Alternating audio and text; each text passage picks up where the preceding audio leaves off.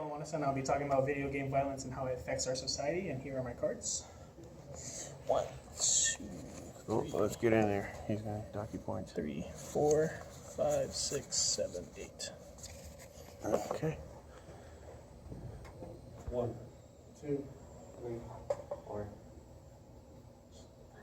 5, 6, 7, 8, 9. All right. Get you set up here. Oh, there we go.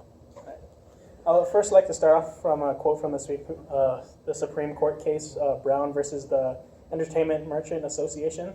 Supreme Justice Stephen Breyer quoted that the closer a child's behavior comes not to watching but to acting out horrific violence, the greater the potential for psychological harm. And this statement basically suggests that the kids will do as they see, monkey do. But however, in the case of violent actions that they commit, the psychological damage will remain. And recently, as from the other speeches, you have heard that there's been a lot of bad things happening in the media lately, school shootings, violent outbreaks in schools. And it begs the question, why is this so often committed in our society? It poses the questions of is the youth troubled? Do they get bullied or anything? What led them to act out? But before I go into that any further, but I'll give some background on this issue. Some say that video games are the root cause for violent behavior, which is totally bogus because there's so many factors and potential things that they didn't consider that makes this statement totally nonsense. I believe people actually just needed a scapegoat in that time to understand what was going on in the world, and they needed something to blame, which is video games, which was very convenient for them. With this, studies have been actually conducted to see if there was a correlation between violent video games and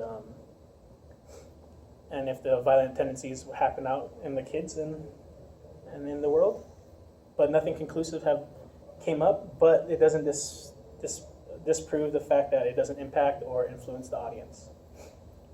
But despite these viewpoints, I'm going to try to convince you that video games cause influence and induce bad behavior, such as school shootings and such as things like that. The first point I would like to bring up is that kids can't distinguish real life from fantasy, and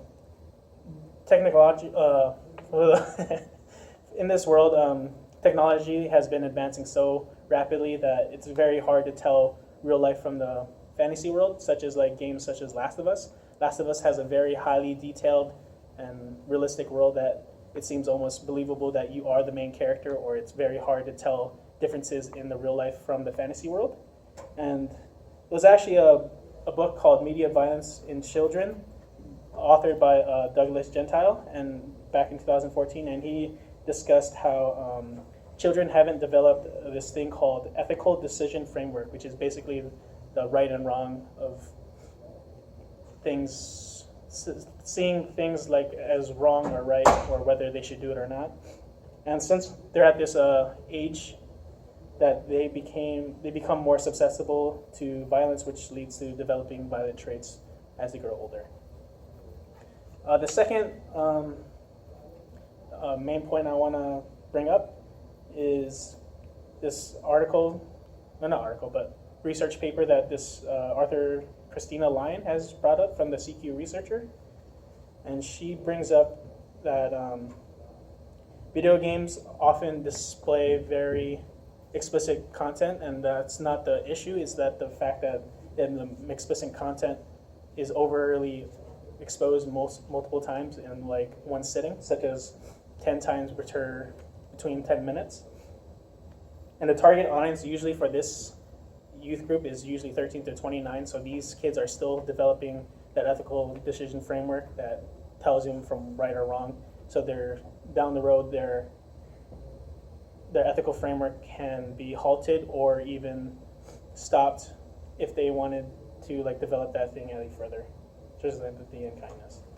Which brings me to my next point, which is the kids actually develop lower empathy ratings and kindness levels for the target audience that been projecting through these games. Empathy is the emotion and the ability to understand others, feeling the actions and understanding others' feelings and actions. Playing video games can disrupt that, and it also sometimes in young children also can disrupt it and even halt it, making sometimes psychological cases such as people that can't feel empathy or emotions. There was this opposing viewpoint by Jack Hollingdale, and the article is called "Association Between Violent Video Games, Empathetic Concerns, and Pro-Social Behavior Towards Strangers, Friends, and Family." He basically states that the study showed that in that study that he conducted, that participants have played video games, and people who didn't, the people who played showed lower levels of empathy and kindness towards every one of those groups, especially towards strangers. Today I talked about 3 main viewpoints, which was kids can't distinguish real life from the fantasy world because technology has been advancing more and more over the years. The target audience, 13 to 29-year-olds, have been desensitized to crime, such as school shootings and stuff, because it's been overexposed to them multiple times and over, and lower levels of empathy and kindness for the target audience. And I just want to state that I think it's very imperative that something must be done in order to see a reverse of that trend today. And it's because shootings have been happening over and over as the years progress through the last 2 decades. And we need an action to prevent this, such as like how they did for bullying, which is still also an issue.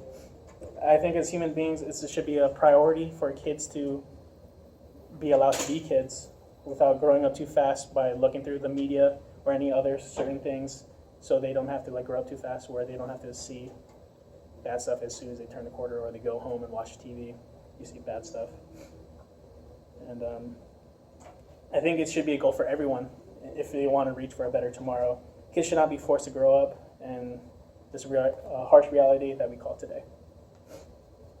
And before I leave today, I would like to share my thoughts on a book called Literacy for Clinicians and Parents. I don't know how to pronounce that word. It talks about the struggle that parents have to live today with whether they should either or not limit the media exposure that kids have today.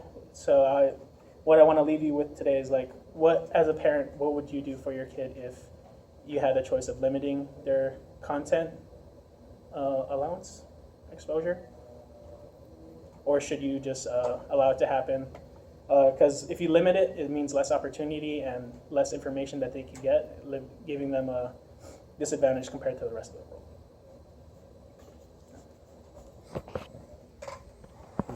1, 2, 3, 4, 5, 6, 7, 8, 9.